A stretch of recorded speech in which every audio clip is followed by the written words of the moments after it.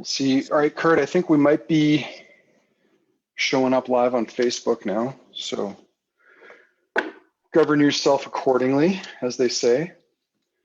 And I'm just going to make sure this is running, and then we'll start letting our folks in. How many we got tonight? Potentially up to 90. Cool. But we'll see. There's 40 something waiting. I just got to go in for a moment. Mute it. All right. I'm watching Facebook. We're now live. I don't see a waiting room, Andrew. Oh, you know what? That's because I got to make you co-host. So we can do that. I have the powers. Not a bad idea to do that too. And probably should hit record before I forget. So that's happening now. Good evening, everybody. We're just waiting for a few more folk to join our feed. We got a good turnout so far, 57-ish and counting. So hope everyone's having a good evening. I will be muting everyone as we go through this just to keep it nice and clean. So if you're wondering why you can't, why your voice has been taken away, that's why. But Kurt, you should have the ability to unmute. So got a few more here, so we'll let them all in too, which is awesome. Yeah, I'm excited about tonight's tasting. We'll do a little intro in a moment here. Gerald out in Toronto seems to be having trouble joining. He's been joining for, it looks like almost a minute here. So hopefully that works out for him. And we'll admit some others. So there we go. Look at that, 63 people. We are live on Facebook. There's at least one person watching on there. 2. Oh, wow. Hi to everybody on Facebook. Hopefully you've all got your whiskeys there. Hello to everyone on the West Coast, the East Coast, Central Canada. I understand the weather's uniformly bad across the country, so I think that's good for everybody. Level playing field, as it were.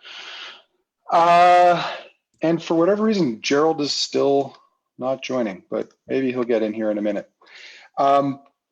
We will do a order once we've got everybody in here, or as many people as possible.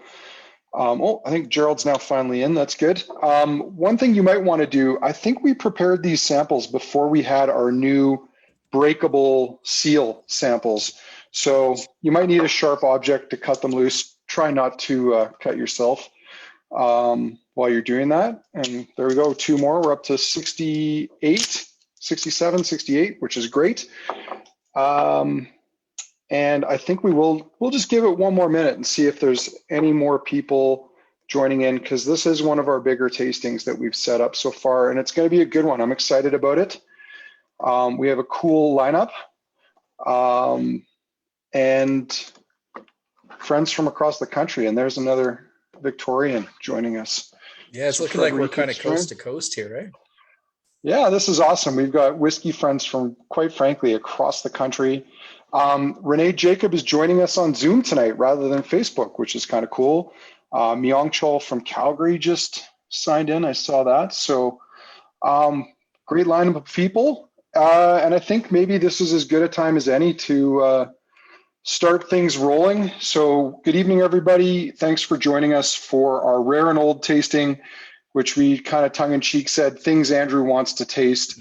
You know, one of the perks of being my own boss is putting on tastings of things that maybe doesn't always make a business sense, but it's fun.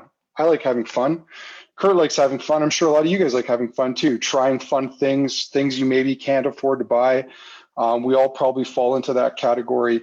And this tasting is partly from that, but it's also partly because about a year and a month ago, we were supposed to have our first Rare and Old Festival, which I asked permission to kind of copy the name of the Old and Rare Festival in London, and before that Glasgow, as I'm friends with the guys in the company behind that, because I really wanted to do like a cool old whiskeys festival, not quite what they do, but something fun and unique. And I think it was basically sold out, and then the pandemic happened and we had to refund everybody's tickets, and we won't go down that road because it's actually been a pretty good year this past year. But We did have plans to put on this epic whiskey festival where you got slightly bigger pours. There was an incredible range of whiskeys, and as the weeks approached before the event, like we had our glasses ready, we had the bottles set aside, we had to pull the plug. And this is, yeah, exactly. Tiny violins. I mean, literally rich world problems at this extent that you can't have a fancy whiskey festival because of a pandemic. But we've had a lot of success with our virtual tastings. We've done some very cool virtual tastings with people joining us from all over the place, which has been incredible. And I had some whiskeys I wanted to try. Like there's the Bladnoch I've had a chance to try, but I wanted to try it again because I liked it. The Blackadder raw cask Glen Scotia. I haven't tried that yet. I've been kind of keen to try that for almost a year. We were going to pour it at our Rare and Old Festival last year, but then we couldn't. So there's a lot of things in here that probably wouldn't get opened unless we had a good reason to open them, a good tasting. So I want to thank all of you for joining. The interest in this was great. We actually had to open a second bottle of everything, which is a bit of a good news, bad news situation, especially for the last whiskey because there's none left. But we're all getting to try it. So that's good news. The bad news is you can't buy one. But maybe that's good news too because it's also going to save your pocketbook. There's lots of layers to this.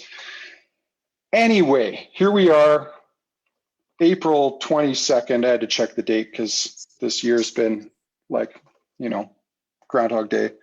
And we're having our Rare and Old tasting.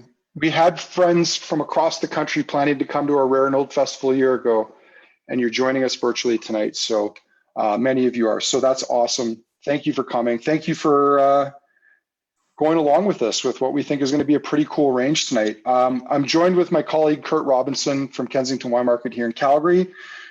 Kurt is here to answer the questions I'm not prepared to answer because I haven't had time to do too much research because he's good at making things up.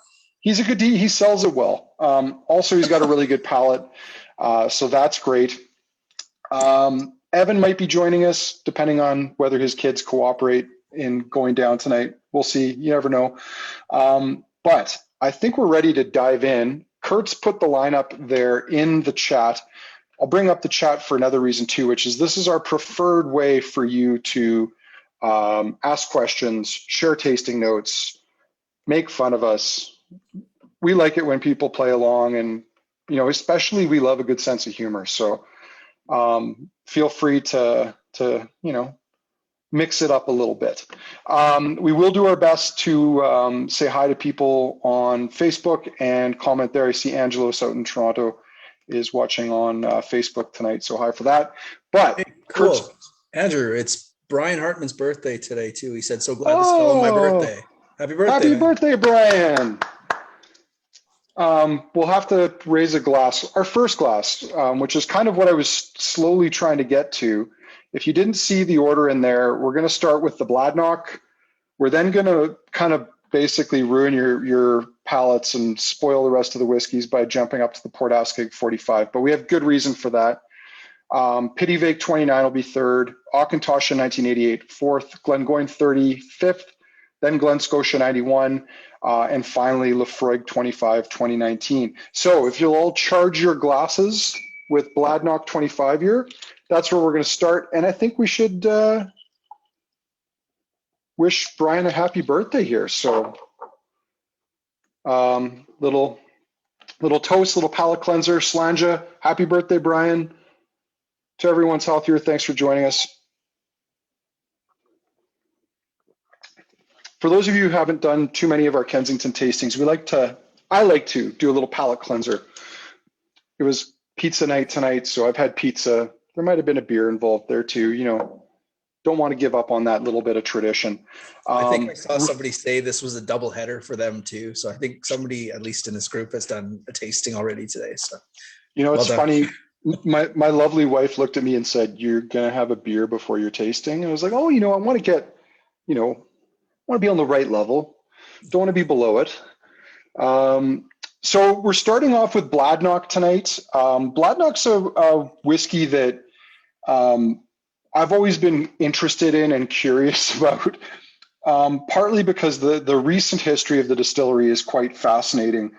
But the thing about Bladnoch is it always seemed to range between amazing and shockingly bad, would probably be the most charitable way of putting it. And there's reasons for that. We can get into them. Bladnoch Distillery, which was opened in 1817, a true lowland distillery located in Dumfries and Galloway in the southwest corner of Scotland, near Wigton, which totally a bit of useless trivia. It's either Britain or Scotland's book town. Like that's their claim to fame. I actually don't know what that means. I drove through there 10 years ago, but I didn't have time to stop. I was going to see Bladnoch. And the guy who owned it at the time was this character named Raymond Armstrong, who was a businessman from Northern Ireland.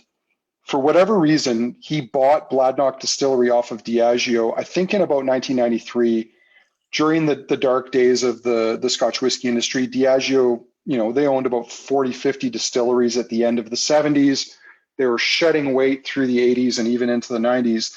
And Raymond bought the distillery from them. But the bizarre thing was, and this is my understanding, until 2000, he didn't have permission to make whiskey. He bought the distillery, he bought the stocks, but he couldn't make whiskey at it.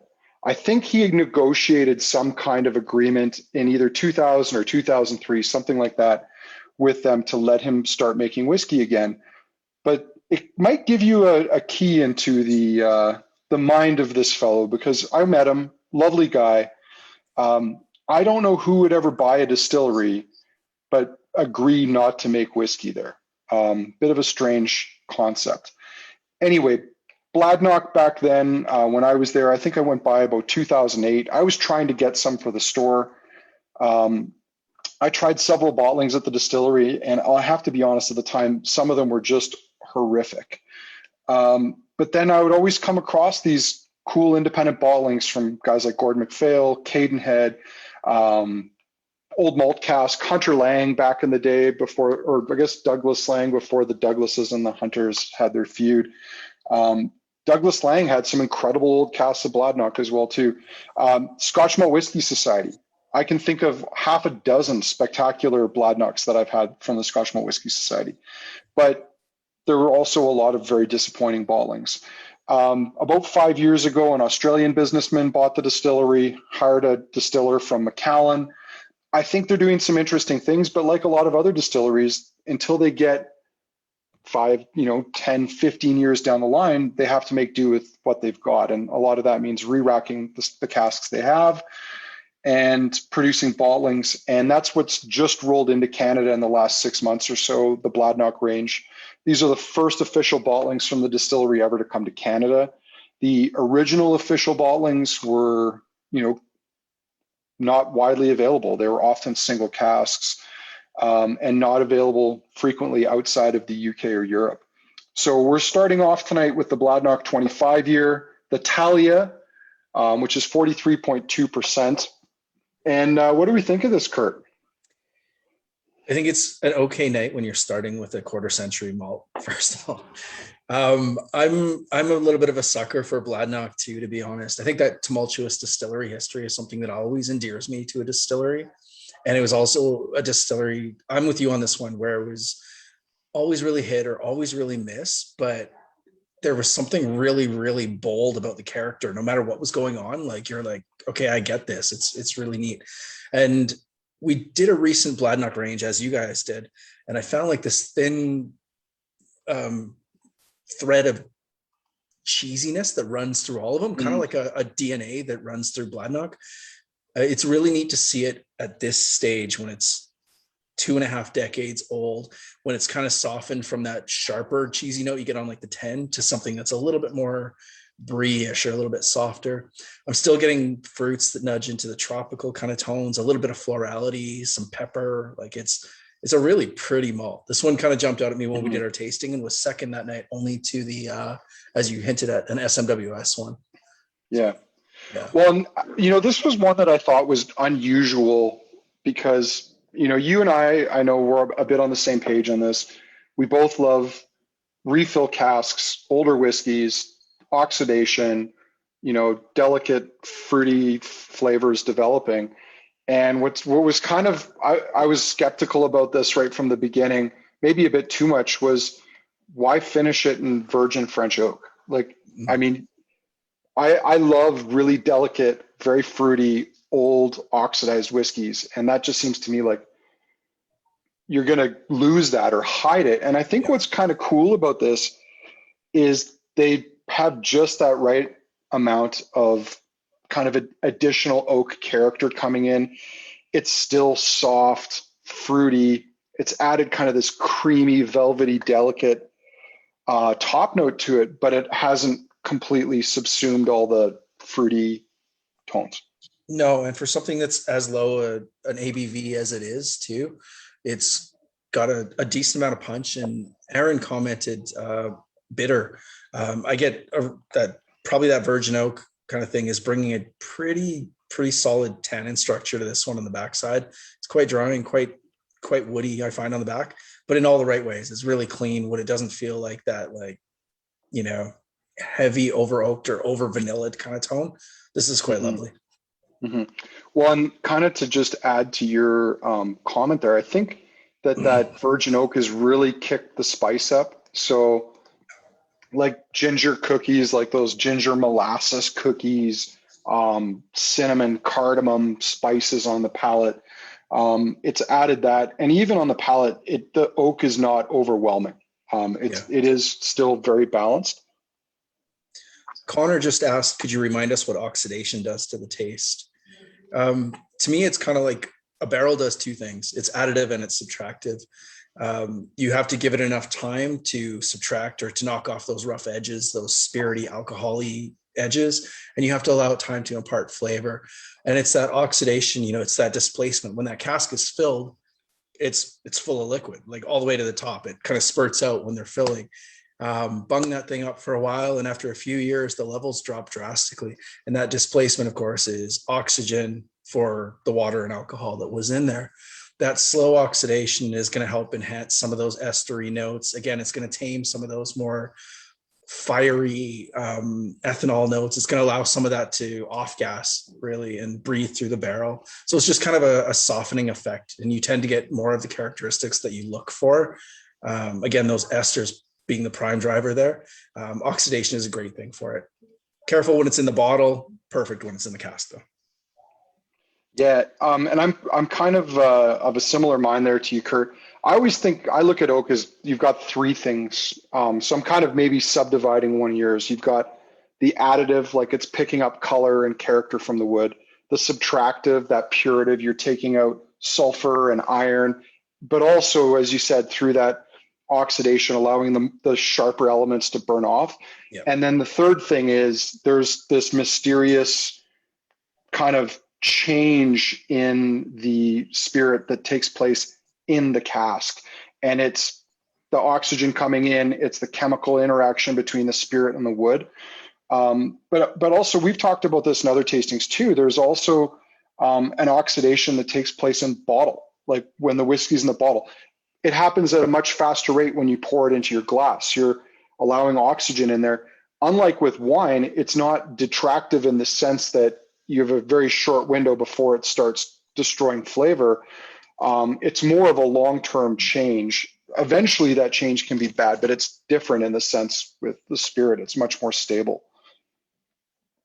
A couple of cool comments there. Bladnoch cheesecake. Jen says a short finish, short but sweet. James says the Bladnoch owner is a yogurt tycoon, so creamy seems appropriate. There you go. I heard, Andrew, sorry, when was the last time you were there, mate? My many trips to Scotland kind of blurred together, and I had to squeeze this in between tours. Like I think I had two tours, and I did a detour down to Dumfries and Galloway to visit this guy in one day and then drive back. And it's a bit of a trek to get there, but I want to say it's about 2008. Like it was quite a while ago. Yeah. So that was long before Pryor owned it. And oh yeah, no, I was there with Mr. Armstrong. Right. And I was trying to figure out how crazy he was because he's I saw the site, and it's actually here. I'm going to share my screen. I've just got one photo to share here, but I'm going to share this photo. It's a beautiful distillery. It's tucked by this slow flowing river. There's a little bay. It's bucolic. The buildings are old. They're stone. It's a very cool distillery. And having been, taking people on tours, I think by this point I'd visited more than half the distilleries in Scotland. All I could think of was like, this site's incredible. Like if you just put some money into it, like tourists would be beating down your door. You could probably convert one of the old malt barns into like accommodation. Like it was just such a cool site and such a cool location. And there was nothing else whiskey related anywhere near it. And he had these ideas, but it became very clear that he had no idea what he was going to do with it. So you talk about like the condition of it and if you'd put money into it and stuff. Was the equipment they were using okay when you were there? I've heard people talk about that, and to be honest, my recollection just isn't that good. Okay. I only asked because I read just recently about, like when I was reading a few things for tonight, when Pryor took over, it said the only thing they could salvage from the old equipment was in 2015 was the mill. So I guess they replaced stills and washbacks and ton and everything. That doesn't surprise me, because if you think about like washbacks, if you don't keep them wet, they fall apart, especially if they're wood. And I'm sure he didn't put that much money into it. So I could see it have just kind of a slow kind of downward scale. But part of me also wonders, like Pryor's distillery manager is also an ex-Macallan guy. And like, have you been to the new Spaceship Macallan, which is an incredible architectural wonder, but rather soulless. And yeah. I mean, if you're at Macallan and you step down, even the last iteration of Macallan to Bladnoch, like you're going to want to replace as much of the kit as your boss will let you replace, because I'm sure it's going to be tired and old and worn. But it don't remember it being in worse shape than any other distilleries. Like Glen, Scotia, I mean, the first time I went into Glen, Scotia, the building looked like it was going to fall down. There was rust flaking out of the wash.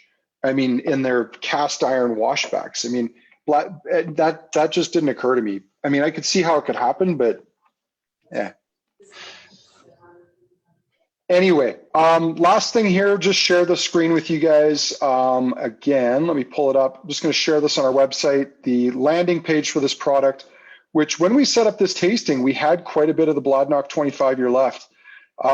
Now, according to our web page, we must be down to just 1 or 2 bottles. We will see more of this eventually, but we've just got, well, if it says low stock on our website, that means either 1 or 2 bottles. So not many left. Probably won't be the fall until we see more.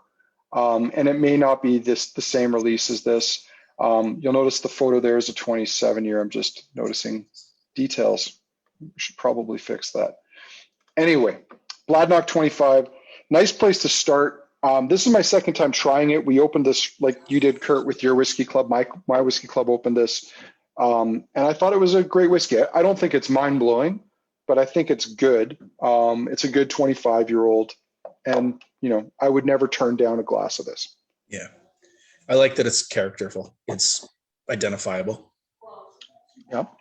Well, we're going to blow your minds now, because if you haven't tried the next whiskey, you're in for a treat. Even if you have tried it, God, you're in for a treat. How often do you get to drink 45-year-old single malt? I've been kind of trying to work this creatively into tastings any chance I get. Did one recently with the Whiskey Club in Cornwall, another one in Victoria. The Port Askaig 45-year. I absolutely adore this whiskey. Incidentally, the Port Askaig I noticed doesn't have a QR code on it. I have a feeling that some of these bottles might have been done during the brief period in time when our label printer company was not doing updates. Kurt, you might remember this because we had to I do deinstall it and then reinstall it, or it was a whole thing. We almost bought $1,000 label printer just because a Windows update or something like that. So some of the bottles, like the Bladnoch, have a QR code on them, which will take you to the product page on the website. But for the rest, I'll be putting, like I did for the last whiskey, a link in the chat, so there you can see the Bladnoch on our website, and I will pull up the Port Askaig in a moment. But before we tell you too much about this, Kurt, you got your nose in that. I do. What are you thinking? More, please. Yeah. I love this whiskey. You know that when we first tried the very first sample when it arrived. Again, it's been in a couple of tastings. There's been a couple chances to try it. It's tropical. It's beautiful. It's old. Those soft melon tones that Barry nailed it. Linseed oil and putty. I always get like a little bit of a latex paint or something, an old furniture polish and stuff. All those really, really notes that only ever speak to old whiskey. There's no other way to describe it. Those that have had these kind of old whiskeys sit back and go, oh my Lord, that's beautiful and old and delicate. But it's really hard to articulate what exactly those smells are that tell you that it's old. But soft dunnage, incredible fruits. The fruits just go on forever. Yeah, this, so the whiskey that we're on to, some of you may or may not know, you might see Port Askaig and say, what, you know, I'm not familiar with the distillery called Port Askaig, but if you've been to Islay, as James Bourne has pointed out in the chat, it happens to be a port, and there's a hotel there. I think I stayed in that hotel once, and I don't remember it being the most luxurious accommodations I've had in Scotland or on Islay. I do remember the seafood though. I was there with Brian Childs, who used to work with us, still a good friend of the shop. He was on a 2-week tour with me in Scotland. First week was Islay. The second week, we had many people that a lot of you will know, like Barry, on it. And when we were at Port Askaig, that's the time we stayed there. We stayed for dinner, and we ordered a bunch of seafood. And the chef, who was Chinese at the time, I think he was quite a well-known chef on Islay. We saw him on his quad drive down to the dock and negotiate with the fishermen, who then literally handed him over. We had this seafood platter that was like, you had 2 langoustines, a whole lobster, like huge scallops. I mean, this thing was insane. It was probably like a 60-pound or 70-pound plate of seafood, which in some ways is very cheap, but it was a massive amount of food. And we literally watched him go and buy our seafood for dinner that night from the dock, which was insane. But no, there is no distillery called Port Askaig. The closest distillery is Kalila, but the whiskey is not always from Kalila. It can be from Kalila. Kalila is the biggest distillery on Islay by volume. It is the most likely source for a lot of Port Askaig bottlings, especially the younger ones, but it is not the only source. Port Askaig, the brand, which is owned by Elixir Distillers, part of Specialty Drinks, which includes elements of Islay, Single Malts of Scotland, and then also they have their retail business, the Whiskey Exchange, so on and so forth. Port Askaig never declares the distillery. We've had some incredible ones. Last year we had 25-year-old, presumably Kalila, and 28-year-old, believed to be Lefroy. This is actually Bunnahabhain. I actually chose my shirt tonight because of the dram. And I love this whiskey. The guys from Elixir Distillers, Ollie and the others, they know I love this. Every time I run into them at a show around the world, like I'll go up and say, hi, Ollie, and literally I get a generous pour of Port Askaig 45 year. I have to imagine that's coming to an end because I don't think they have very much of this left, but I absolutely love this whiskey. There was a question, which distillery was Port Askaig 19 from? That was Kalila. Sadly long gone. That was a beautiful whiskey. And also, what year was this bottled? Andrew, do you know when this first came out? No, but I'm going to check that because I've got the Whiskey Expert's favorite website close at hand. It was bottled in, well, it was distilled in 68, so bottled, what does that mean? Could be 2014, something like that. Does that math sound correct? Correct-ish? Yeah, 2013, 2014, based Yeah. on a 68 distillation. And I think they've been sprinkling it out over the years. We've been very fortunate to have this in our shop for the better part of the last year. I got a call in with my rep tomorrow morning because I think we're supposed to be getting a final shipment of it, although the price might be increasing, which, spoiler alert, because this has been a very reasonably priced 45-year-old old school sherry style single malt that we've had. I mean, and what was the last Bunnahabhain 40 or 45-year-old that hit the distillery bottling? Like they were 4,000 or 5,000 plus, if I remember correctly. So very reasonably priced, low alcohol. My understanding with this was they might have acquired these casks because some of them fell below strength. 40.8% cask strength tells you that, and there was 5 sherry butts there that probably 2 or 3 of them were below strength and the others were needed to marry into it to bring it up above. But yeah, this is something that, you know, it's hard to explain to some people. You can have something that is both expensive and very well priced at the same time. And relative to a lot of other things, I kind of feel this Port Askaig 45 falls into that territory. I think your last link was an incorrect pasting, Andrew, it looks like. Oh, somebody says that was just to the same whiskey again. Oh, you know what? I might have not. Apologies for that, everyone. Well, how about we try this? That ought to work there. To the Port Askaig 45. Yeah, palate, sherried again, some nice tobacco, chocolate, still in that sort of tropical fruit, treacle sauce territory. And yeah, I think one other thing, Kurt and I talked about this earlier tonight, about where to put some of these whiskeys in the lineup. And I think a lot of us, like human nature is, you want to save the best for last. You know, you want to end with a bang. You want to, leave people on a really, really high note. And I think we have a lot of high notes here, so that shouldn't be a problem.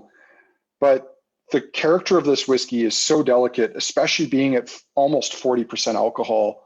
We really felt it needed to be shown earlier in the lineup. Oh, I think I've lost Kurt temporarily. We're a man down. I'm sure he'll be back, so he'll catch up with us in a moment here. While we're waiting for him, I'm going to quickly show a photo for you of the Bunnahabhain distillery. And you know what? We could be super organized and pull up our own photos, but I'm going to share one here for you. I'm just also going to keep an eye for Kurt to reappear, although he should be able to. There's a nice little picture of Bunnahabhain distillery for you with that beautiful turquoise, almost emerald waters just outside the distillery, the Bunnahabhain distillery.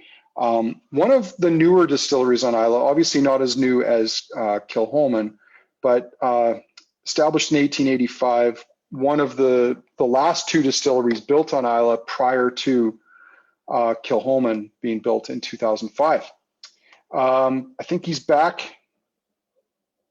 I'll see if he can start his video again in a second here, but I'm sure he'll join us. So any comments anyone want to share about the Port Askaig 45-year-old? Oh, is that you, Kurt? I think I might have to repin your video or something. Oh, well, technical difficulties. We'll figure it out.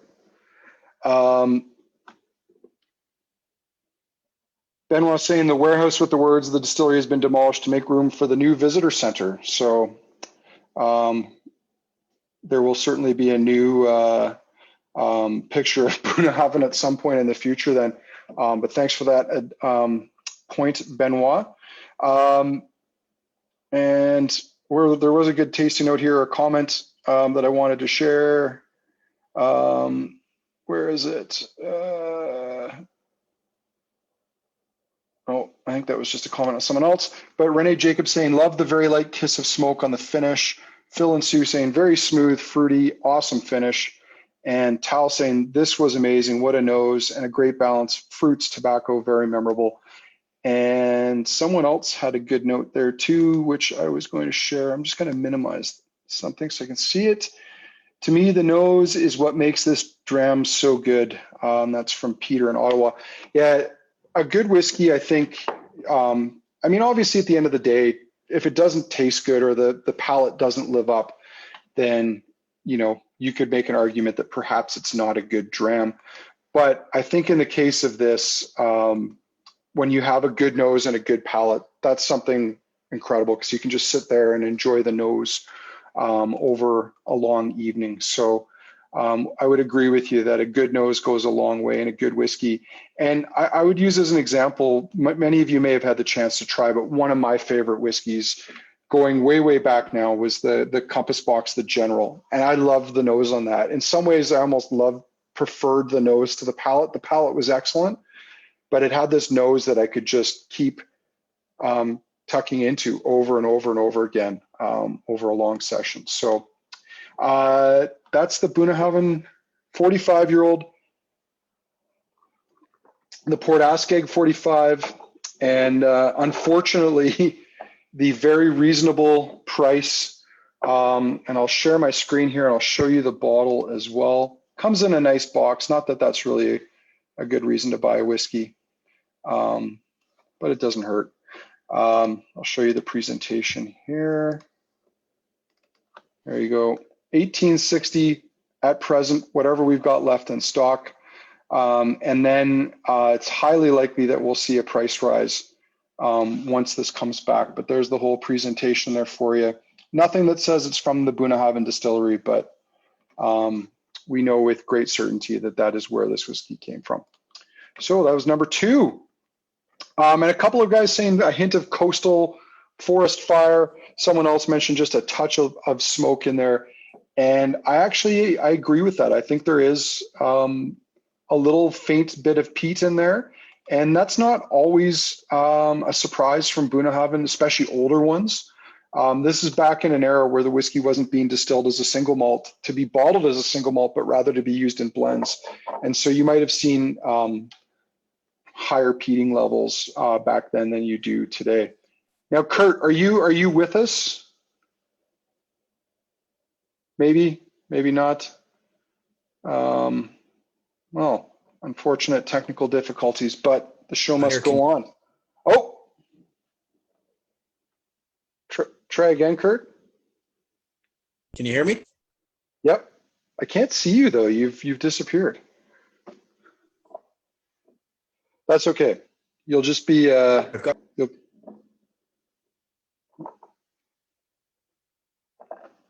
I think we've lost you, Kurt. So maybe try restarting your machine or logging in on Louise's if available, and I'll try to keep an eye out for you.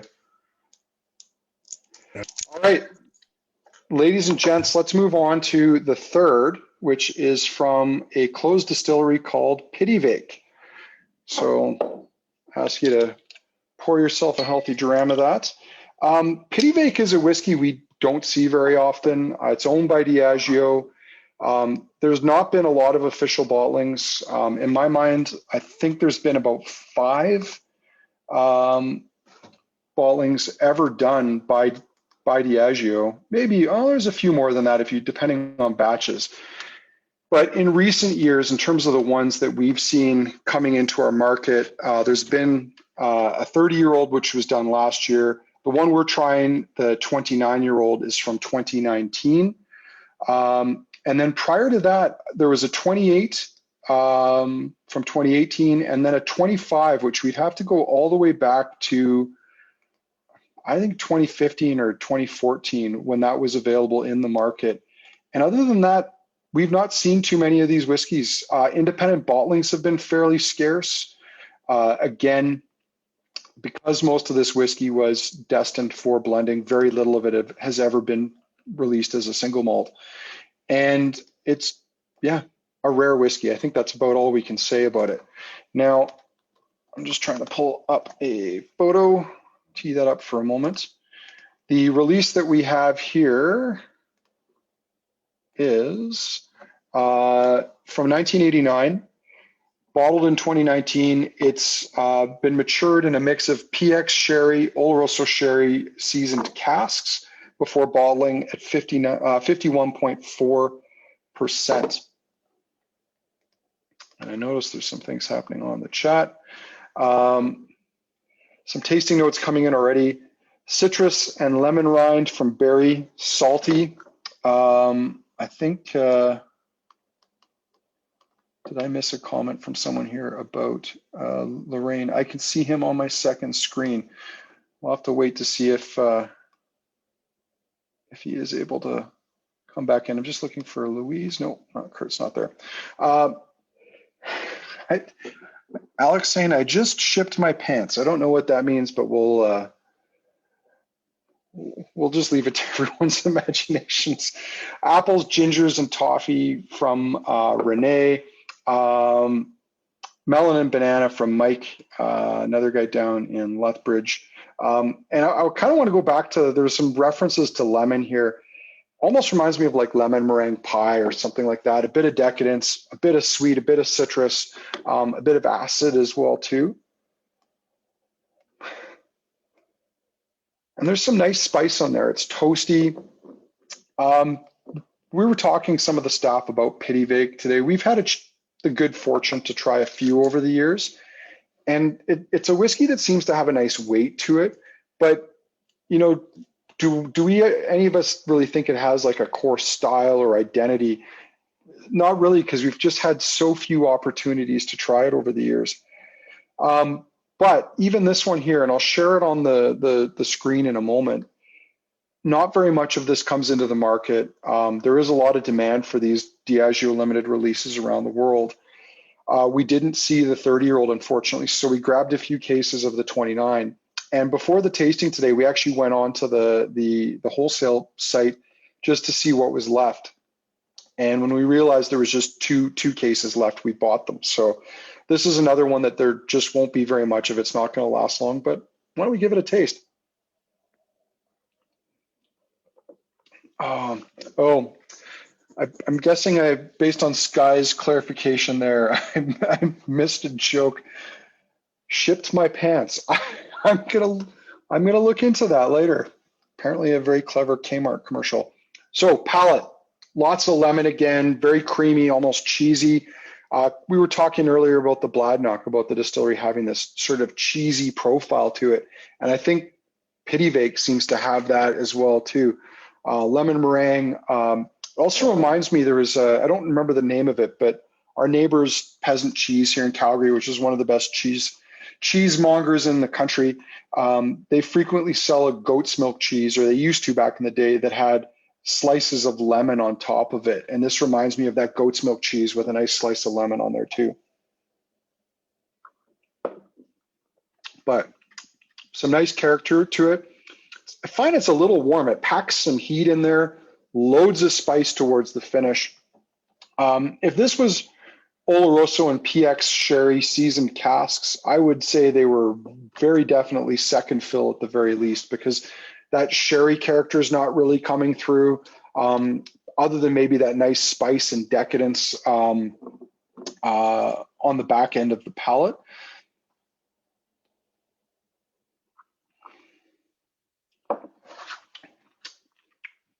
But it's a nice whiskey, some nice flavor there. It's floral and really coating. But you know, there might be a reason why Pittyvaich was not seen bottled, other than when it gets a little bit older, and that might come down to the fact that it was a bit of a hot spirit. Like, this might be a whiskey that needs time in cask. Kurt was talking about this earlier. One of the things that maturation in oak does is it settles down the volatile elements of the spirit, of the alcohol. And maybe Pittyvaich is one of those whiskeys that's just distilled in such a way that it needs a bit of time in cask to really settle down. So let me find it here on the site, and I'll pull it up for you guys.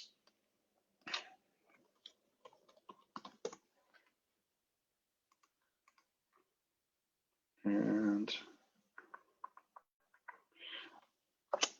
Memphis Pamburn, which has got to be a great alternate identity. Oddly, a light cinnamon, like a hint of cinnamon red heart. The heat feels like that. Yeah, it is. It is a decadent spiciness, and I think I can see where that cinnamon red hot note came in. Yeah, James commenting here that they didn't just mothball the distillery; they demolished it. There were more than a few of those over the years that I suppose were never destined to be revived, but Pittyvaich might have fallen into that territory. Oh, so here we go. It is on our site. I can share the link, but it seems the description's not been updated. So I can tell you all the price. It says $5.65 a bottle. I will share the link. But one thing I should note is, even though it does say low stock, we do have a dozen more bottles coming last week. As I mentioned, we were sure to grab some of this before it left. Because I can't show you that, what I might do instead is I'll show you the bottle image from Whiskey Base.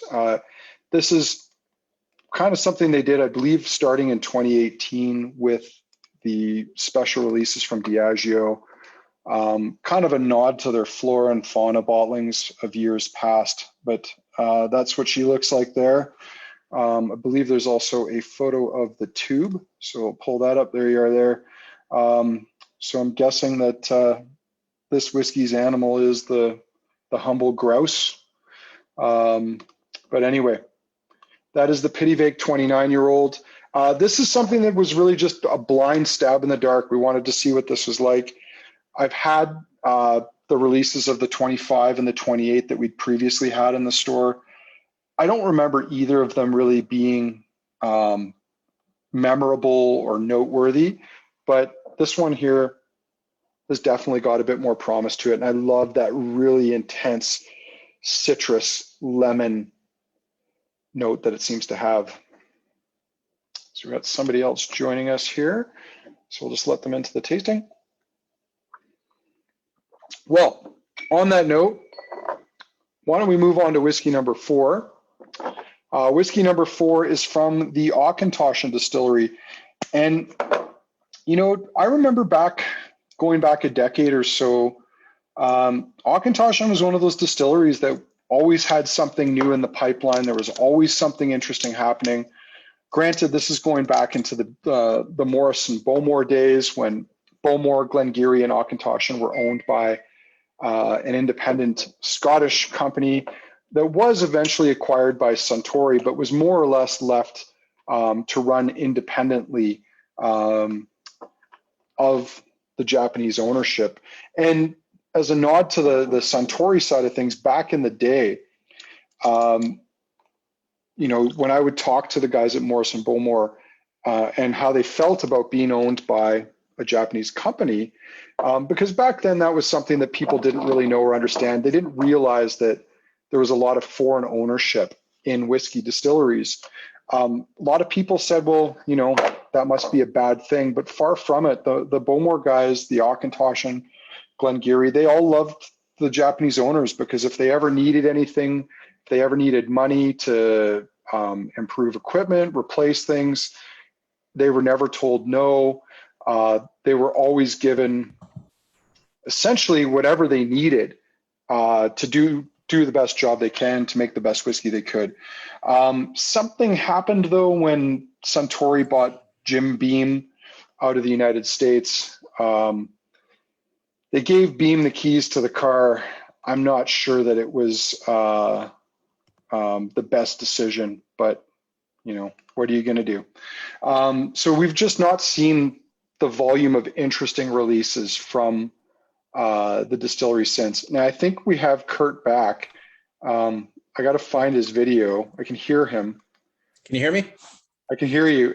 And not only that, I can see you, and I've pinned you back on. So welcome back. You missed the Pittyvaich. I feel like I floundered a little bit there, because I was going to try to show a photo of the distillery, and then I just had to keep the ball rolling. But It's not you're a here. pretty distillery. It's nothing you really want to show off, right? No, So, and as James pointed out, you missed it there. It has been demolished, so yeah, maybe it's just best never to see it. it was a bolt on, anyways, right? It was kind of an addendum to Dufton, and it only flowed for about 19 years, I think. So nothing that was ever meant to be, properly purpose built or anything. I think they put in 2 stills and then doubled up, and even still, they were just like, yeah, we don't need this. So, how was it though? Can I ask? You know what? I think I can say with all sincerity that it is the best Pittyvaich I've ever had, but I've probably had 5 Pittyvaich bottlings in my life, so that may in some ways be a very low bar. But I think it's good. I think it stood up to the range. I don't think it's as exciting as the first 2. It's certainly not as exciting as the Port Askaig, but I think it's an interesting whiskey. Cool. We will have a vote at the end, though, so we'll let people tell us their favorite and their second favorite. So we'll see how that stacks up at the end. But we are now on to Auchentoshan, and I was just explaining that I remember back in the good old days when it was part of Morrison Bowmore Distillers, and there was, like, every year there was a bunch of cool new releases out. And if the message has not come across yet, I'm trying to say this as politically and diplomatically as I can. Suntory should never have let Beam run Beam Suntory, but that's just me speaking from my heart. Because I love the old Morrison Bowmore company. I think they were a great company. But we've got 1988 Auchentoshan PX. I can't remember if I've tried this before. I can't remember if we've opened this and put it in a tasting before. I know we haven't, because I've been dying to try it, and this is one of the ones I was most excited about tonight. I'm a junkie for good Auchentoshan. Well, and it's unfortunate that you have to add that qualifier there, but I agree with you on that. I think there is, and maybe in some ways this is a little bit like Bladnoch. There is some unfortunately mediocre Auchentoshan out there, but hopefully this one's not going to fall into that category. Ex-bourbon matured, finished in PX sherry. Auchentoshan, for those, there was a point in the comment about this. It is sort of affectionately known today as Glasgow's distillery. The name itself translates to in the corner of the field, because when the distillery was built in, I believe, 1819, it was in a farmer's field on the outskirts of Glasgow. The city was nowhere near it. But over the course of the 19th and 20th centuries, Glasgow and the Clydebank sort of became this metropolis that surrounded the distillery. And the distillery is this beautiful little peaceful oasis on the edge of a highway, sort of surrounded on the other 3 sides by the city of Glasgow.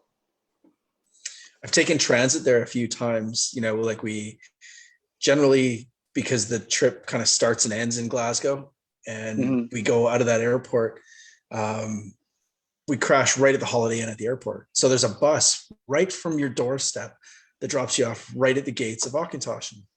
The problem is the bus stops on the other side of the street of like a 6-lane absolute Frogger scenario to try to get to it. Otherwise, you have to detour way down and up and over a bridge. So a bunch of lazy guys that have already had drinks, it's about Frogger, man. You're not taking the extra mile to walk the bridge, right? No.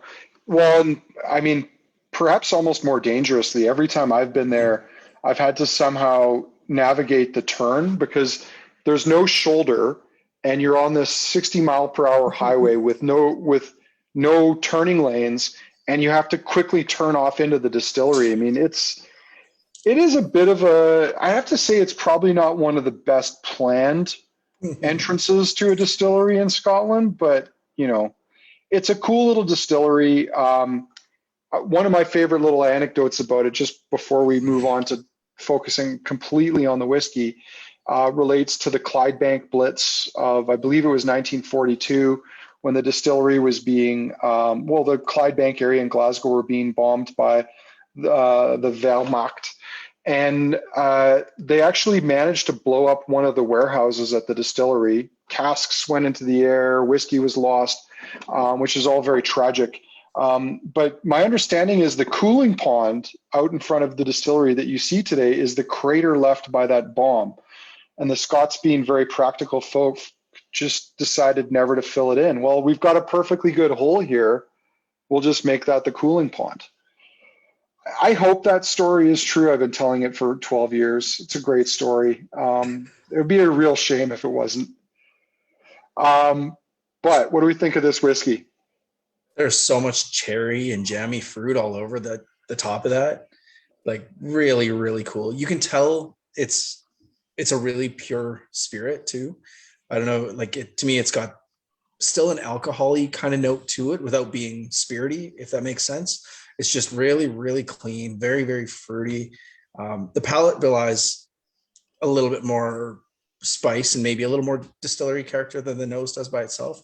And on the nose, I get something that's almost a little bit Aberlour about it. Mm-hmm.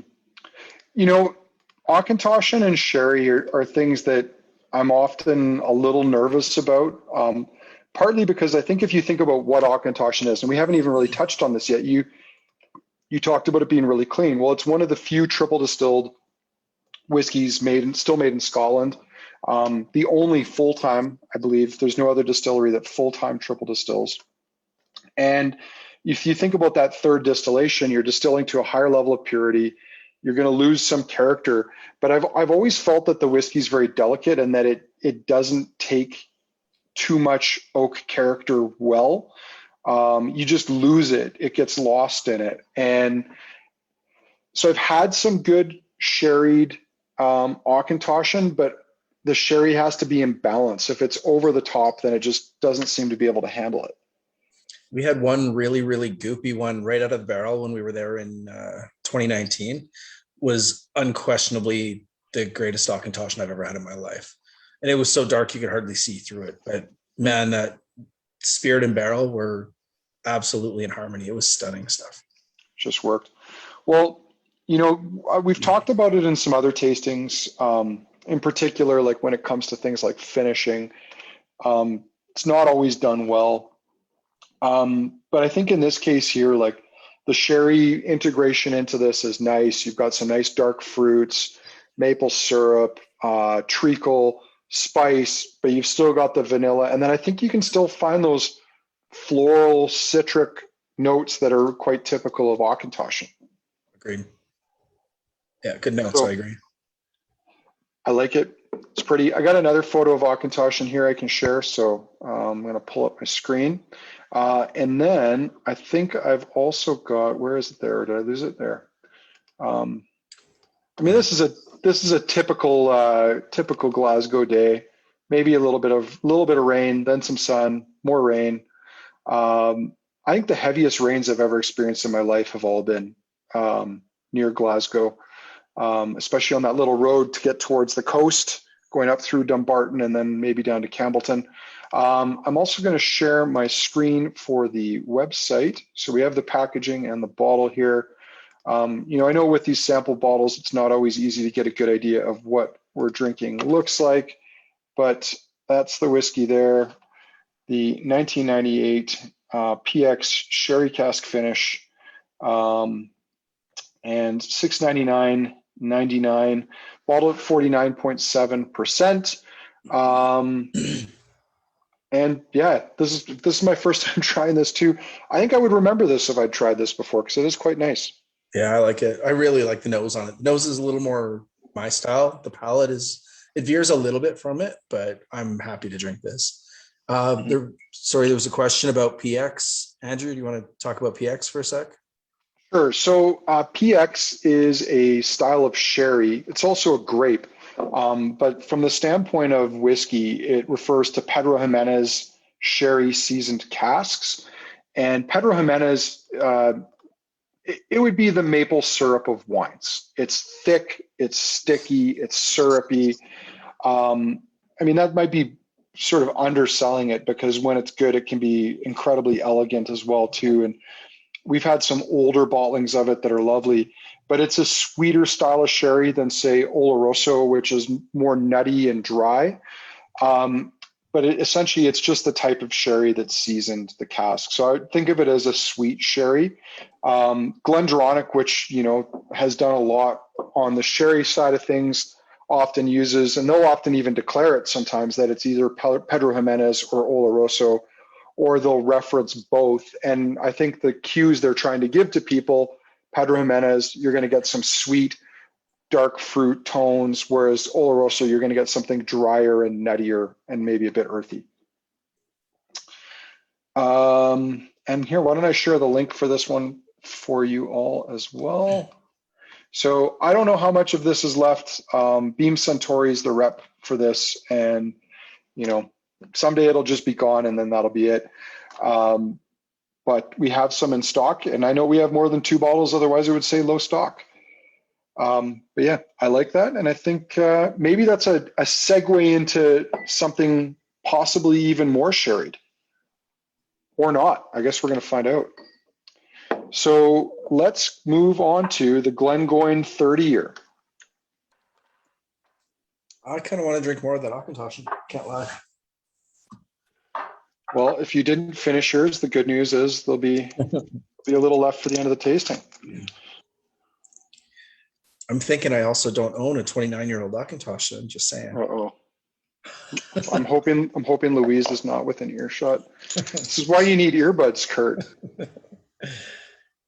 And I'm a pretty straight shooter. All right. Well, judging by the color, we should be in for something a little bit more sherried with the Glengoyne 30. When we came up with the tasting concept, the rare and old bit was all well and fine, but things Andrew wants to taste.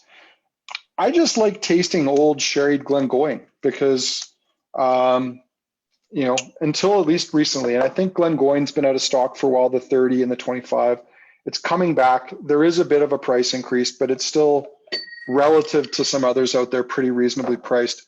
We've been loving for years that when people come in who want to buy a Macallan 25 and can't buy it because we almost never have it, and even if they did, they'd probably not be happy with what it cost. I would always say to them, why do you want Macallan 25? You can have 6 bottles of Glengoyne 25 for the same price, and I think it's a better whiskey. And I've kind of felt the same way with the 30, although the metrics are slightly different. It might be more like you might get 4 to 5 bottles instead of 6. But I love Glengoyne. I think what's important to know about the Glengoyne distillery is that it was once owned by the Edrington Group, who owned Macallan, Highland Park, Glenrothes, those distilleries. They also owned Tamdhu, and those distilleries were spun off, I want to say about 10, 12 years ago, something like that. And Ian McLeod acquired them. Ian McLeod, incidentally, also owns Rosebank. So if you saw the recent Rosebank 30-year, that's where that came from. But the most important thing to think of is the sherry casks. Glengoyne and Tamdhu sourced their sherry casks from the same suppliers that the Edrington Group did. And Tamdhu will tell you today that they feel they're more Macallan now than Macallan is because of the style of whiskey they make and the type of casks that they put it into. And we've been big fans of Glengoyne and Tamdhu for the last few years. And I think it's probably been about 1.5 years since we've cracked a Glengoyne 30. But how does it stack up? Yeah, this is good. This is all those like deep fruit tones. There's a little bit of that painty note. There's licorice now going on with it. A little bit of ginger, a lot of vanilla. Lots of dark chocolate. Lots of chocolate, a little bit of a leathery note. Great dried fruits in there behind it. You know what it reminds me of? Kurt, I don't know if I think this is before you started the shop, but our friend Dale, who had the European deli, for a long time, he was catering our tastings. And he would often put on it these German cookies that are, they're almonds and chocolate, but then there's also some kind of like candied cherry or something on there. And this just reminds me of those German cookies on the nose. A little more soupy and savory on the palate than the last one, not quite as sweet. You can see maybe Oloroso here, or I don't know. Here's a great comment from our friend Chad in Kelowna. Sorry, Chad, I think you're West Bank, but regardless, Okanagan. he says dark, rich chocolate, slight licorice, but then flat root beer. And I didn't see that initially. And then Lorraine said the flat root beer is a great comment, and it is. Like it's that almost even sarsaparilla. We had that Kronk, which was this weird, not beer, not soda, tastes terrible beverage that was brewed last year in Calgary by a local brewery when they found this recipe dating back to the 1900s. Apparently there was this crave where people were just saying Kronk, like drink Kronk. And everyone wanted to know what Kronk was. So they did the recipe. This kind of reminds me, did you try it when we had it in the store, Kurt, the Kronk? No. You're not really missing anything, but it does kind of remind you of like root beer, but not sweet. It's kind of hard to describe. So I can see that there's some nice, interesting herbal notes coming out of this too. Man, what a finish on it too. I always worry with whiskeys like this that they're kind of going to bitter out and turn tannic and stuff. The back end of this just gets into those like black cherry notes, and again, more chocolate. Like, God, it's stunning finish on it. Really great. So I think, again, what we've loved about this, and yeah, I'm going to share it on our site link here because it is out of stock. And I think one other unfortunate bit of news is I think we're getting, I don't know if this rings a bell, Kurt, if we've been getting the 750 ml bottles for a while, but I think we're switching over to 700s. I don't know. We're getting something slightly different than we had before. And it might not be as widely available as before either. But here, I'll share the link to the product. So this was $9.80 a bottle, but is apparently going to be going up in price the next time we see it. But I think it's still going to be relative to other whiskeys of this style out there and age. There's not a lot of big, heavy sherry like this at that age and really under that price point. Except a good Glenfarclas family cask if you come across something. Barry says, I visited the distillery about 5 years ago while on a whiskey tour. The tour guide was a bit of a wanker, but the distillery was charming and they were great hosts and offered us a great tasting. Teapot dram was delicious. Barry, I wonder who you were with. I'm sure he was handsome, whoever he was. I see Barry's laughing at that. I'm going to share this photo because I think this is one of my favorite photographs of Glengoyne. I think it's also a hard photograph to actually take because you must be taking it like from the roof of one of the warehouses. One of the quirks of Glengoyne Distillery is that it is located in the highlands, but the warehouses of the distillery are located in the lowlands. And it sits very close to the Loch Lomond and Trossachs National Park. And that hill behind there, I forget the name of the hill, but the hill played an important role in the distillery's history, but also the region, which was an area where a lot of illicit distilling was taking place because it was a lookout point. They would keep a lookout for the taxman at the top of the hill. They could see him on the road from Glasgow coming to spoil their endeavors. But it's a charming little distillery. I believe they predominantly use dunnage warehousing. Again, all of it in the lowlands. And there's a road that divides the distillery too, which is kind of crazy when you're going for tours. And it's a bit blind, I think, on both ends. So you almost have to run across the street to make sure you don't get hit by a car. But I mean, that's the UK, Scotland for you, right? Like you're on your own to make sure you don't get hit. It's not like here where you get fined for not stopping for pedestrians. So have you been to Glengoyne, Kurt? I've not. I was supposed to be there this last trip we went on when I took the guys over. But we found out last minute we could squeeze in a trip to Erin instead. So an overnight trip to the island. It was kind of like, yeah, I can do Glengoyne next time, but this is kind of a special opportunity. So, well, Evan and I were there the last time I was in Scotland, which would have been 2019. I too had plans to go last fall, but obviously that wasn't going to happen. And Evan's flight was late because there was bad weather, and we too actually had to be on Erin that night.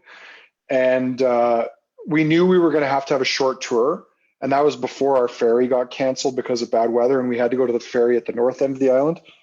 Long story really short, we had 30 minutes to see Glengoyne, and I explained this to our guide and told him, don't bother telling us the spiel.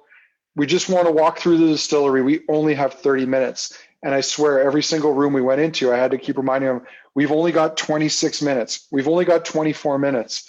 And we barely got out of there. And then I fishtailed and did some crazy driving, and we missed the ferry, but flashed our high beams at it, and it came back and got us, which was rather miraculous. But Evan did get to see Glengoyne. It was the fastest distillery tour ever.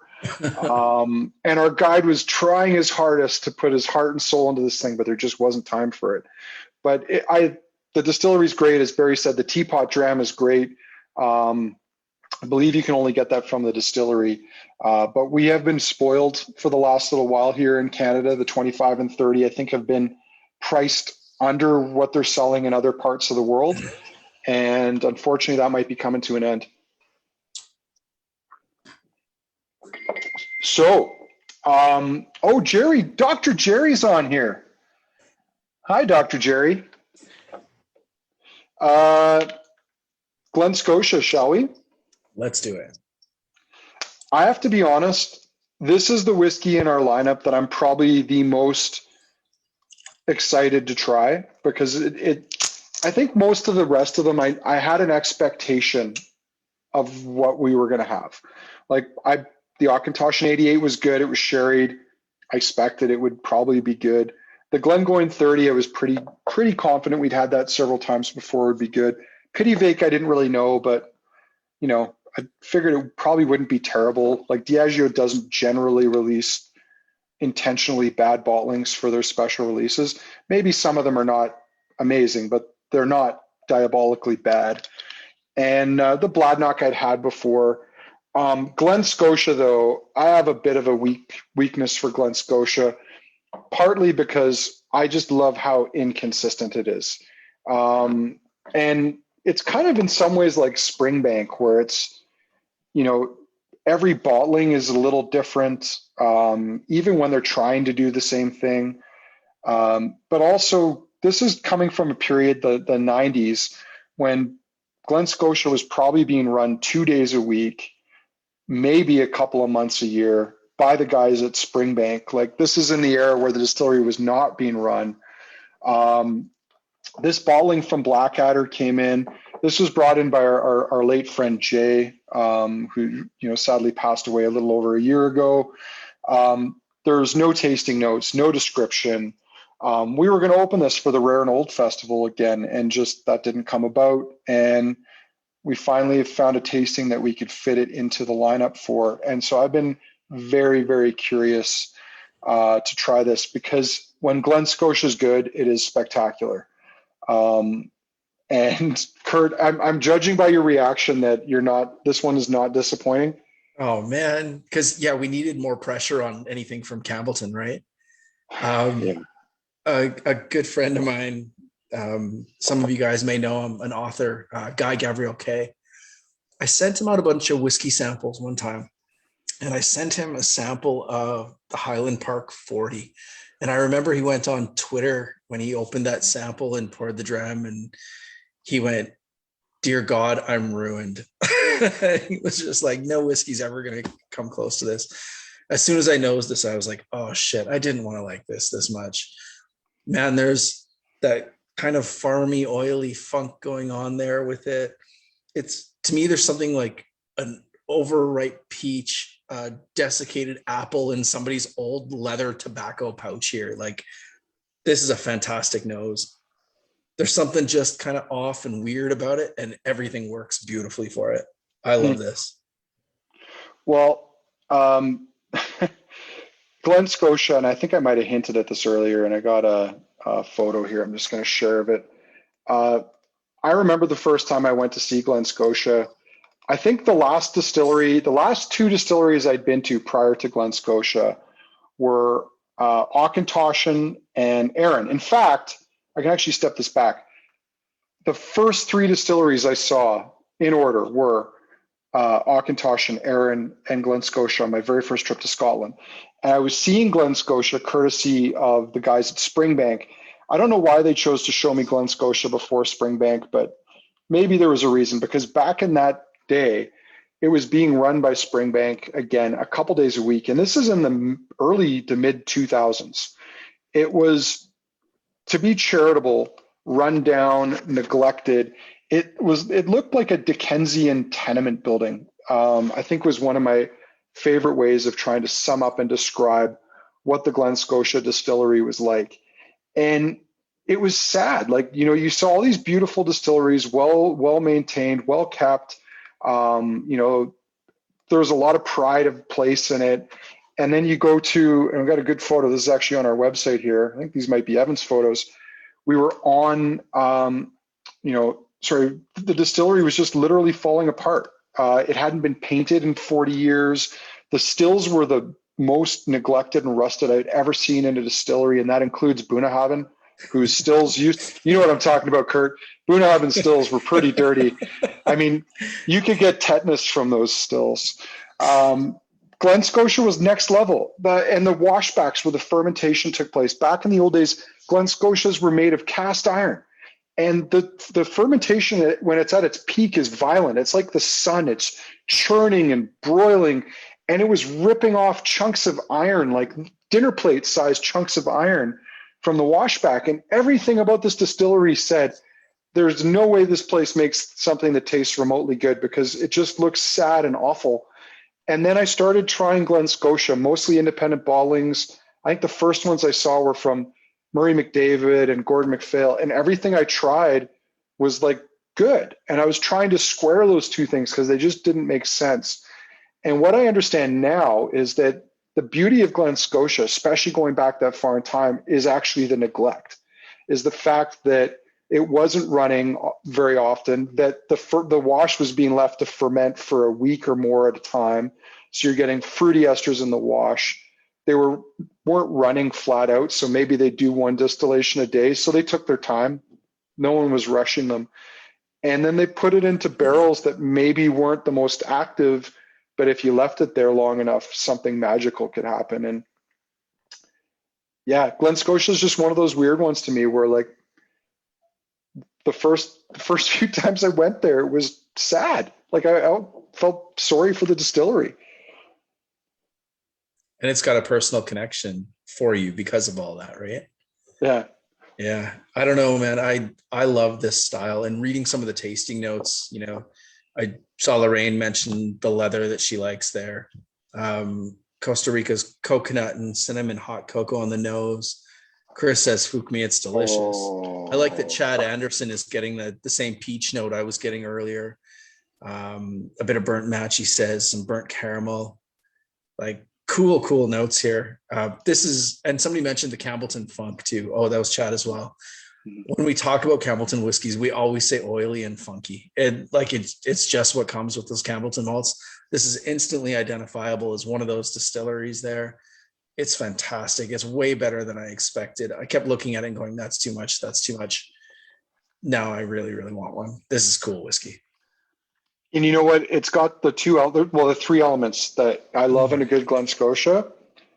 It's dirty, it's tropical, and it's oily.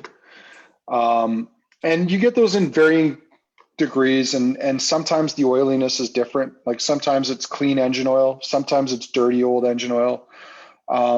And there's some really cool notes in there. Like at one point I got creamsicle.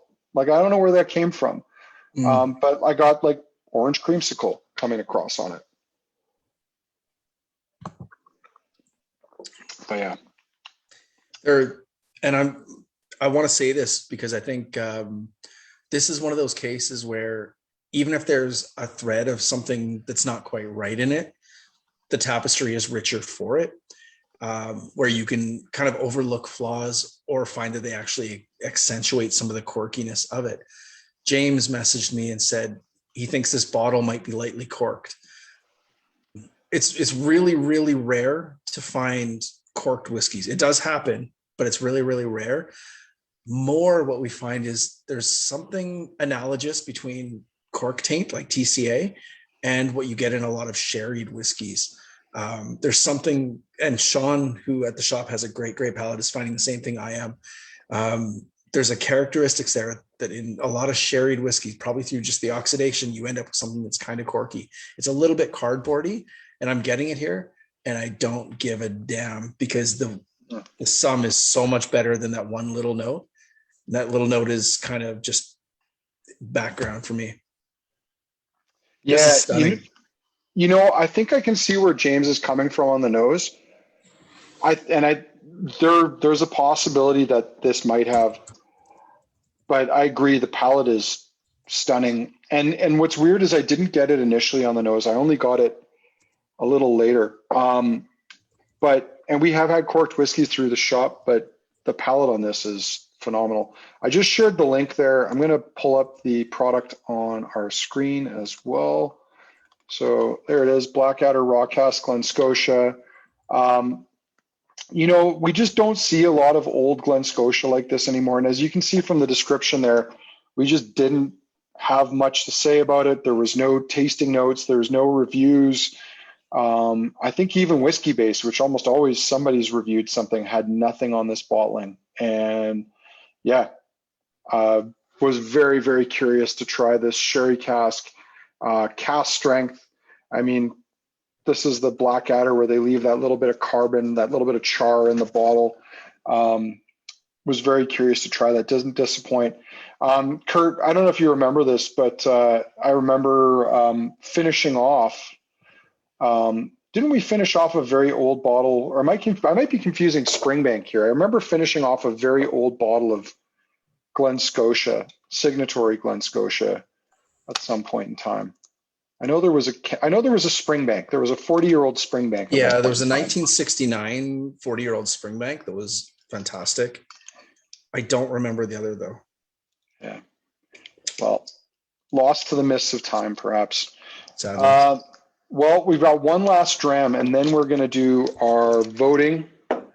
And that last dram is Laphroaig, the Laphroaig 25-year-old 2019 edition.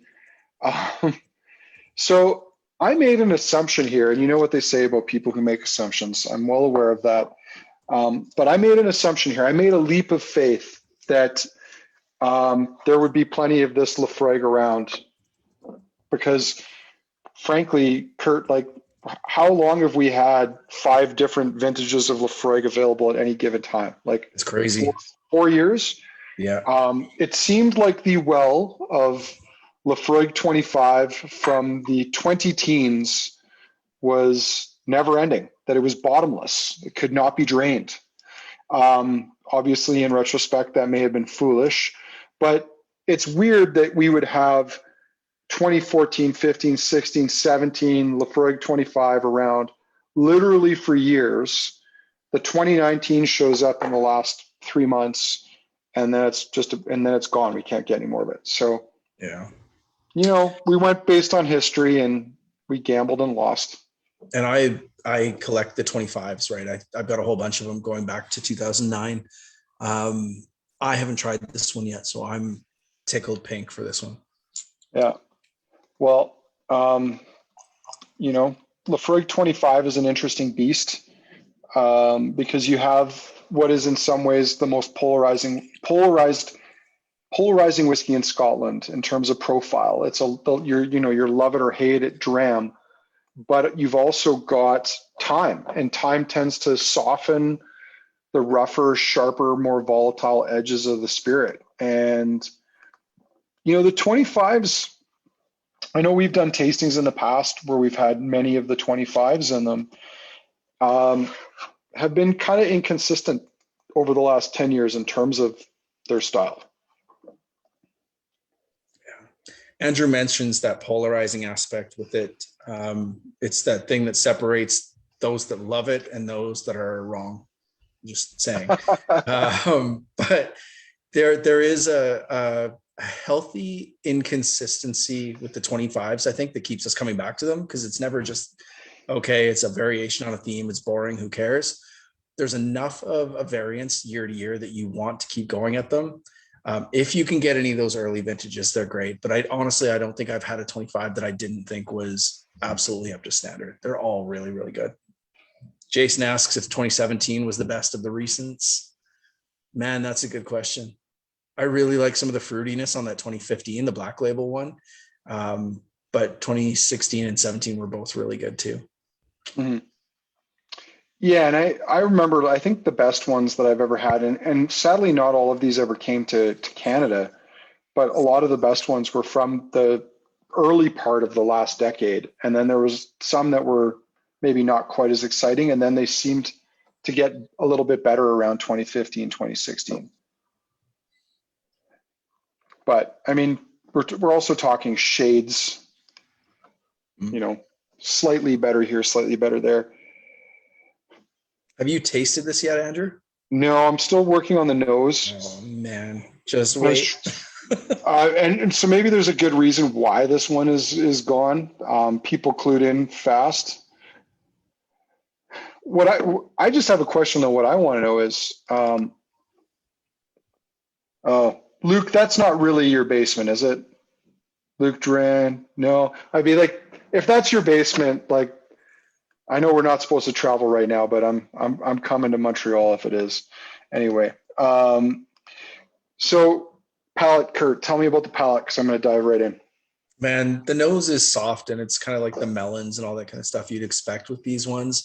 There's always that tamed lime. There's always that tamed bit of licorice and black wine gums and green wine gums, everything you typically expect with Laphroaig, except it's kind of muted with the age.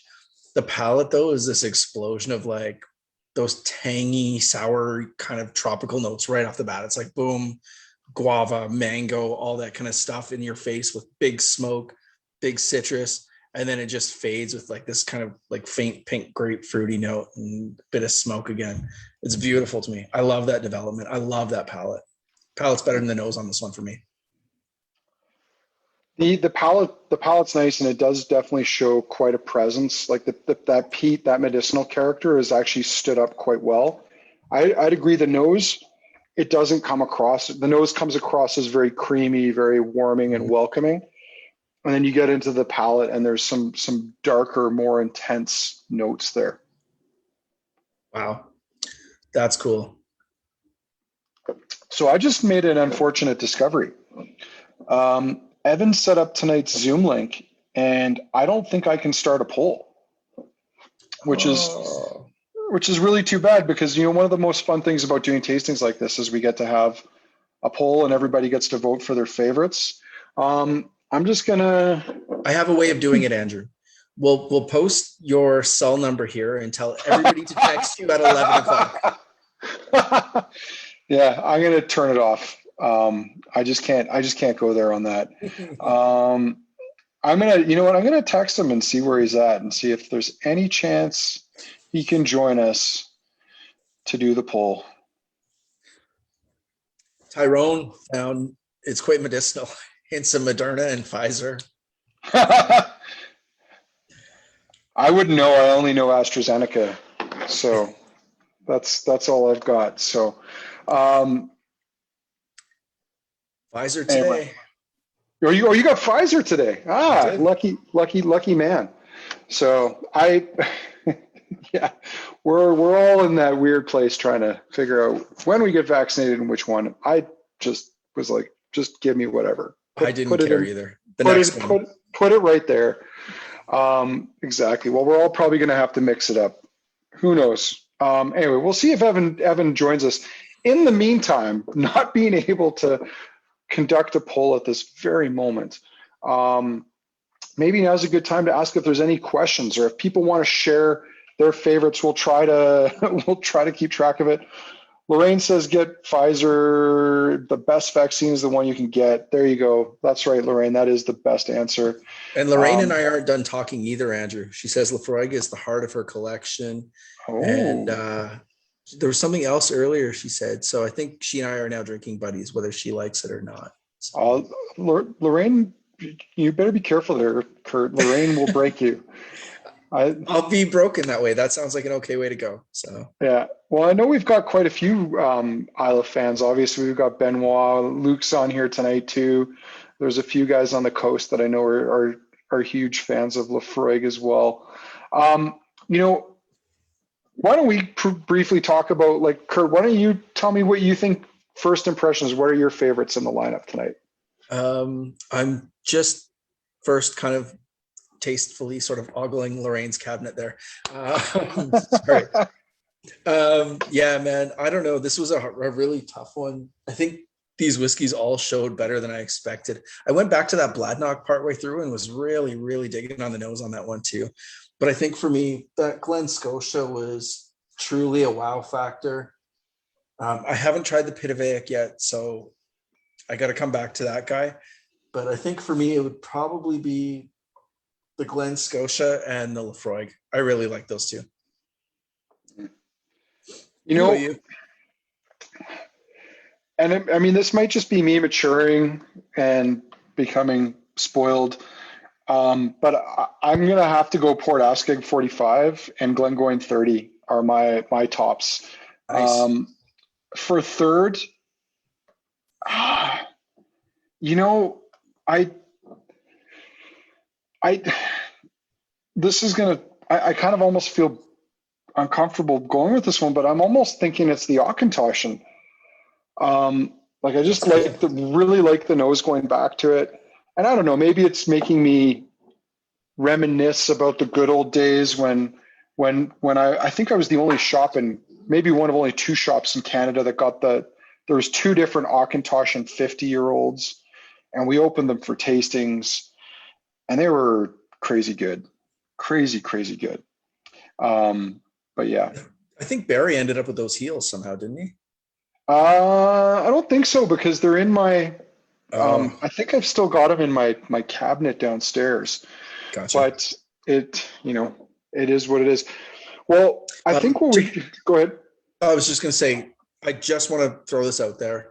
There's no two ways about it. The Port Askaig 45 was, in my opinion, the best whiskey of the night.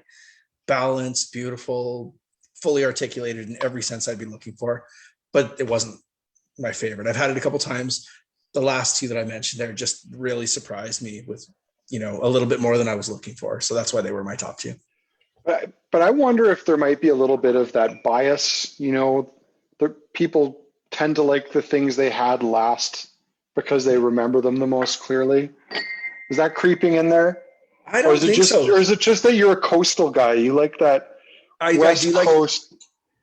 you know what, when that coastal thing fades into 2-3 decades deep, when years have worked against it and stuff, there's something about the way the tropical tones work with those extra dimensions of salinity and maybe some smoke and that kind of stuff.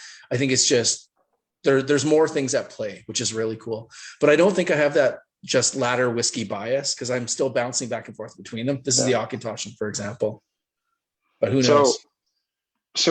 I went back to the Glen Scotia. If there was a faint cork taint or something funky there, it's blown off. And Nice. now I just get like berries and whipped cream on the nose.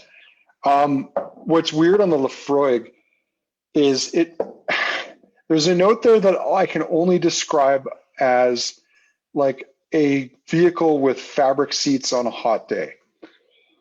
I don't know what that means. I don't know what to read into that, but that's the only way I can describe that aroma. And I mean, that's probably not that far off base for Lafroig. So, No. so what I was going to say, since we can't have a vote and Evans, if he's smart, he's ignoring my text because he should be because he wasn't originally going to be on this and he's got small children's to put to bed. We're going to have a vote, but we can't do that. So we've had a few people here say what their favorites were. I'm trying to scroll through them, but it's a problem because people keep putting more stuff in there. Just asking for thoughts on people's favorites. And I got Dean saying Glengoyne and Auchentoshan, Benoit, Port Askaig and Glengoyne, Jerry Zhang, Askaig and Glen Scotia, Lorraine, Glen Scotia, Lafroig, Port Askaig, Rybread, Glen Scotia, Bladnoch, Lafroig. So we're seeing, like, what's nice is we're starting to see some things mixed around. Paul Walters up Fort McWay, Lefroy, Glen Scotia, Pittyvaich, top three. Dave Stephen, I'm assuming that's you, Dave S. Port Askaig, the Glengoyne, or Lefroy.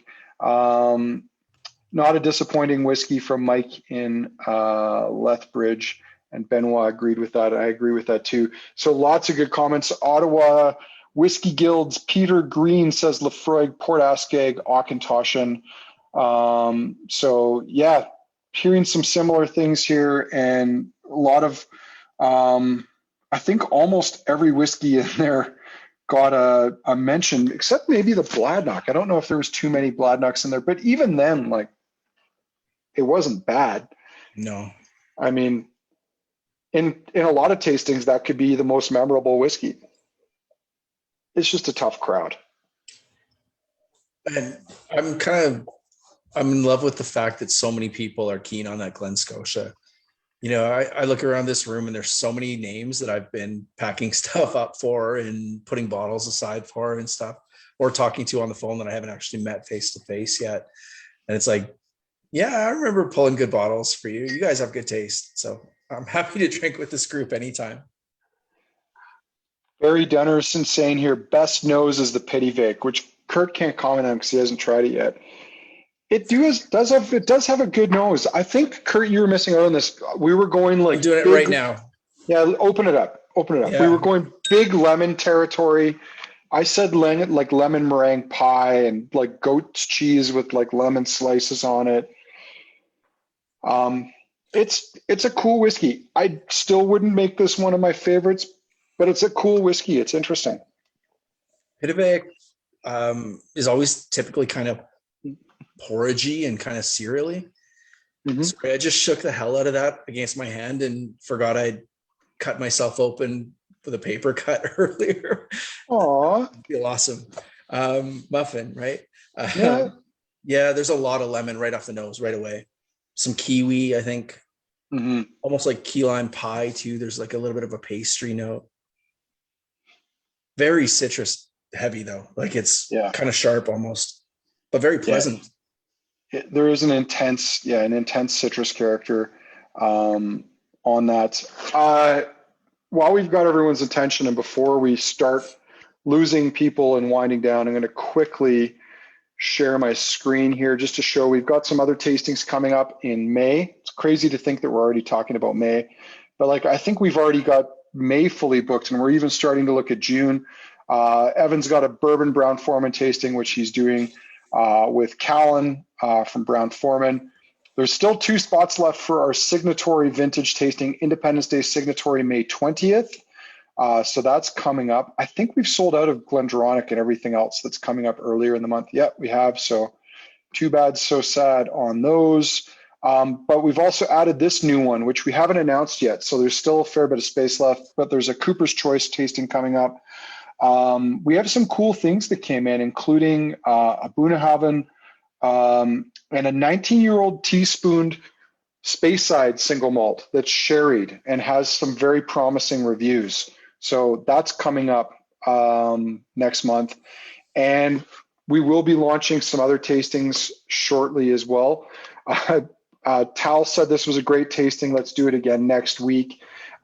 We will be doing another rare and old tasting in this vein. We've got to figure out what we want to have in that lineup, but we do have some incredibly cool stuff coming in the next weeks and months. We have some really cool Isla stuff coming from Elixir Distillers and a new independent baller, at least new to us, called Pete's Beast. So I already have my eyes on doing a funky Bowmore tasting. And unfortunately, that will be a 1-bottle tasting because one of those bottles I only have one of, and I can't procure more. So there's a bunch of cool stuff coming all up around, Andrew. Can it be like a funky dress code for everybody? Hey, you know what? People can put on filters and go to their local, what's it called? I don't know, thrift shop. They can go Macklemoring, as it were. So there's cool stuff coming. There will be some cool tastings coming up about that. And yeah, this was a fun lineup to do. Kurt, little stress in the middle when I lost you. think I held it Sorry, together. buddy. Band-Aids and chewing gum and all that stuff. Not your So first rodeo. I'm sure it was no, okay. yeah, no, it all worked out well. Lots of people saying Bowmore, I'm in. Take my money. It's funny, we talk about Lefroy being a distillery that people love or hate, but in some ways, Bowmore kind of gets very polarizing too, especially when you get into that sweet lavender stuff. And I'll confess, I'm one of the guys that actually likes that style. There are some that are too much, but there's some curious stuff. So look forward to that. Look forward to more things. There's cool casks coming. There's lots of other stuff on the go. So I'm going to shut off the Facebook feed, which I just remembered I've ignored for the last hour and a half. So good thing there hasn't been a ton of comments on there on that. But I'm going to shut off the Facebook feed. So good night to everybody on Facebook. I'm not